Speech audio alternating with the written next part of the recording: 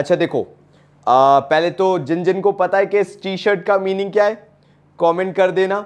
जितने भी लोग मैं मीम बनूंगा सीरीज में अर्ली एक्सेस में है, बता देना इस टी शर्ट का मीनिंग क्या है।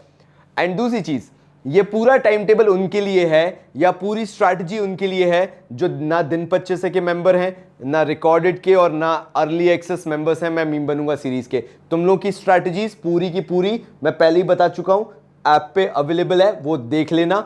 90% वही लोग देख रहे हैं, तो फिर भी देख लो, तुम्हें देखना है तो कोई दिक्कत नहीं है, लेकिन ये अभी फॉलो नहीं करना है जो लोग मेरी ऑलरेडी स्ट्रैटेजीज कोर्सेज के अंदर कर रहे हैं। शुरू करते हैं। अब तुम मुझसे पूछोगे ये वीडियो किसके लिए है? भाई ये तुम्हारे लिए है।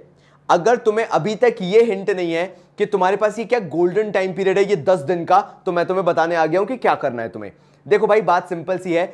ये 10 दिन अगर तुम बिजनेस स्टडीज को लेके हद कॉन्फिडेंट हो, तुम्हें लगता है कि ज्यादा नहीं है, एंड लिटरली ज्यादा नहीं है बिजनेस स्टडीज के अंदर, तुम्हें वो टाइम अब इकोनॉमिक्स में देना चाहिए।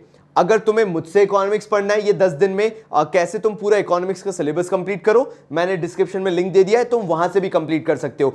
बट चलो मान लेते हैं तुम्हारे पास ऑलरेडी कंटेंट है बट तुम्हें स्ट्रैटेजी चाहिए, तो मैं वो बताने आया हूं कि कैसे ये 10 दिन तुम्हारे लिए गोल्डन पीरियड की तरह जा सकता है। एंड बिलीव मी, ये वो पीक टाइम है जब तुम्हें इस स्ट्रैटेजी की सबसे ज्यादा जरूरत है। अच्छा, तुम्हें ये तो पता होगा कि मैं मीम बनूंगा सीरीज 5 मई से आ रही है, तो टेंशन की बात नहीं है। अगर तुम 5 मई तक वेट कर सकते हो, तुम्हें वैसे भी इकोनॉमिक्स का पूरा कंटेंट मिल जाएगा completely free of cost, including those worksheets and everything, वो तुम्हारे पास रहेगा।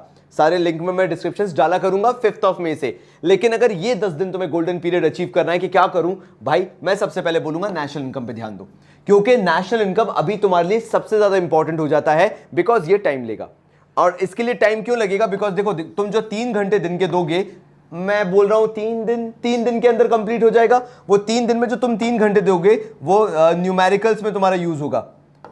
न्यूमेरिकल्स की स्पेलिंग भूल गया भाई मैं माफी चाहूंगा। न्यूमेरिकल्स, वो तुम्हें न्यूमेरिकल्स में देना पड़ेंगे 3 घंटे दिन के, प्लस तुम्हें 1 घंटे थ्योरी में भी देना पड़ेगा, और वो 3 दिन तुम्हें लग जाएंगे उसको स्ट्रॉन्ग करने में। मानते हो ना ये बात मेरी? क्योंकि मैं नहीं चाहता कि तुम्हारे नेशनल इनकम में मार्क्स कहीं से भी कटे। लेकिन यहां पे कॉम्प्लिकेशन नहीं है, पता है क्यों? क्योंकि तुम्हारी सिंपल स्ट्रैटेजी है, तुम्हें पता है कि तुम्हें पढ़ना है और तुम्हारे मार्क्स आ जाएंगे।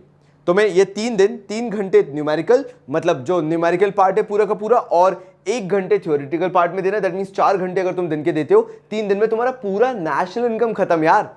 कितनी अच्छी बात है। अच्छा हाँ, एक और चीज मैं बताना भूल गया कि मैंने सबसे पहले नेशनल इनकम को क्यों रखा, क्योंकि वो मैक्रो में सबसे पहला है। नहीं नहीं नहीं नहीं नहीं, मुझे तुम्हारा कॉन्फिडेंस बिल्डअप करना है। देखो कितने शानदार हिंट है नेशनल इनकम में। देखो तो एक तो वो टेक्निकल हो जाता है, तो तुम्हारा दिमाग ज्यादा चलना चालू हो जाएगा कि चलो मैं कुछ टेक्निकल पढ़ रहा हूं। प्लस कॉम्प्लेक्सिटी कहां जाती है? उसकी थ्योरी पार्ट में। तो अगर तुम्हारा थ्योरी पार्ट भी स्ट्रांग हो गया तो तुमने कॉम्प्लेक्सिटी भी देख ली, जो तुम्हें वो जो इनकम एंड एम्प्लॉयमेंट वाला चैप्टर है जो मैं आगे बताऊंगा उसमें बहुत हेल्प करेगा। साथ साथ में इसमें वैरायटी ऑफ न्यूमेरिकल्स है, तो तुम्हारा टाइम पास अच्छा होगा। अगर तुम ढंग से पढ़ते हो तो तुम्हें पढ़ने में बहुत मजा आने वाला है। फिर आ जाते हैं नोट मेकिंग हैबिट पे, क्योंकि बाकी के 3-4 दिन, जो भी 3-4-5 दिन तुम्हारे बचते हैं, क्योंकि 8 डेज के हिसाब से मैं लेके चल रहा हूं, वैसे तो 10 दिन है तुम्हारे पास, लेकिन रिवीजन को भी दोगे तो 8 दिन का लेके चलते हैं। से फॉर एन एग्जांपल 3 से 4 दिन अगर तुमने नेशनल इनकम को दे दिए, 3 दिन भी दे दिए, तो बाकी के 4 दिन मैं चाहूंगा कि 4 से 5 दिन तुम इसमें दो, इनकम डिटर्मिनेशन में, एक्सेस एंड एफिशिएंट डिमांड में, एंड मल्टीप्लाई वाले पार्ट में। तो कह क्या रहा हूं मैं, तुम्हें हैबिट बनानी पड़ेगी, और वो हैबिट है नोट मेकिंग की। क्या करना है तुम्हें? जो determination of income and employment है, सबसे पहले उठाओ aggregate demand and related concepts को, इसको पूरा कंप्लीट करो। Excess demand and efficient demand को इसके साथ कंप्लीट करो।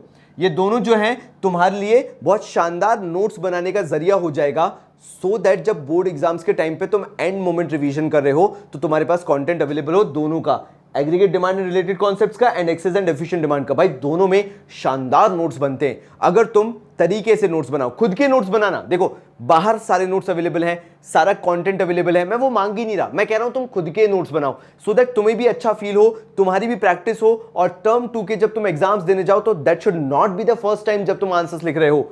एंड फिर आ जाते हैं हमारे सबसे डरावनी चीज पे, जो कि कॉन्सेप्ट बिल्डिंग है। डरावना तो नहीं बोलूंगा मैं, लेकिन ये 2 दिन ले लेता है, वो है इनकम डिटर्मिनेशन एंड मल्टीप्लायर वाला टॉपिक। क्यों? क्योंकि इसके अंदर वो जो तुम बोलते हो ना कि बाबा जी वो 3-4 या भैया यार वो 3-4 मार्क्स लूज हो जाते हैं, भाई वो इसके कारण है, इनकम डिटर्मिनेशन एंड मल्टीप्लायर के कारण, जो कि अति महत्वपूर्ण है। मतलब अगर तुम्हें लास्ट में इकोनॉमिक्स में वो 3-4 मार्क्स सिक्योर करने, मैं आईडी की तो बात ही नहीं कर रहा, वहां तुम्हारे फुल आएंगे, क्योंकि भाई का जो मैं मीम बनूंगा सीरीज आ रही है भाई, वो शानदार है। आईडी में तो फुल मार्क्स गारंटेड है, बट बेटा ये तुम्हारा टाइम मांगता है।